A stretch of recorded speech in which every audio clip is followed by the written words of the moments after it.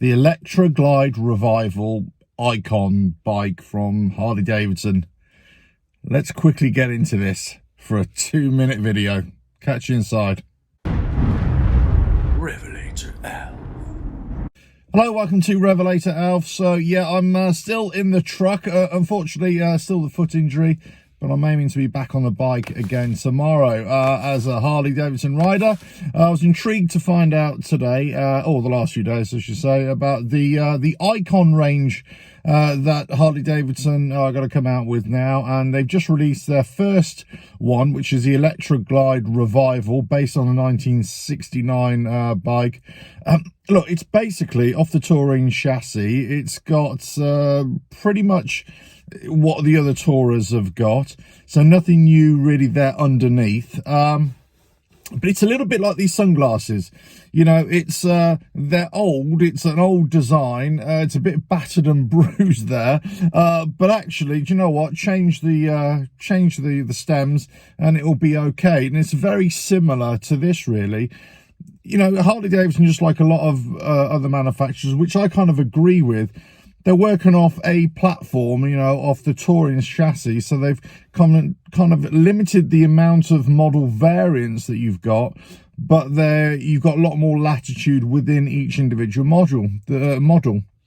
The problem is with this Electra Glide Revival, it's got all the accent pieces from, you know, the vintage accent pieces from yesteryear and all that kind of stuff.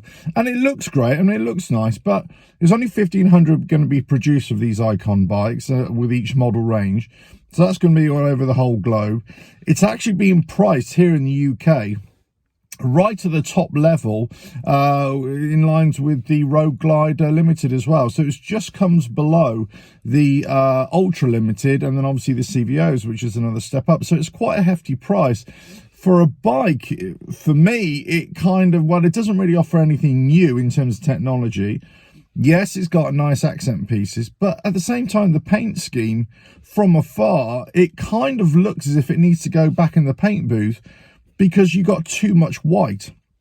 I also think the styling on the boxes is a little bit out of place for a kind of a retro feel bike. So whilst, you know, it's great, at the same time, you kind of wonder, is it really all that? You know, is it really worth it?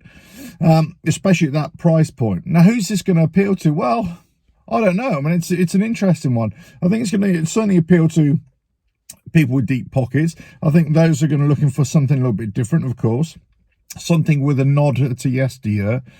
But I think it's really going to appeal to those who ride in dry climates, let's say, you know, California, Arizona, New Mexico, that kind of thing, or in Dubai or in Greece or somewhere like that, where it hardly ever rains. And, you know, so basically you can take it out. It's never going to get dirty. It's almost going to be a show bike.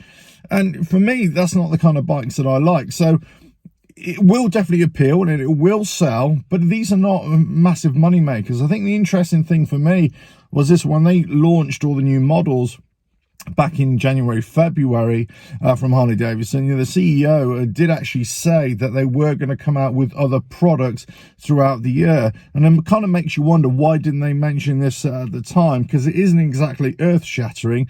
But at the same time, I think they would have been mocked a little bit at the time for just showing, look, we're just going to do a quick variation on the Tourer model with some accent pieces.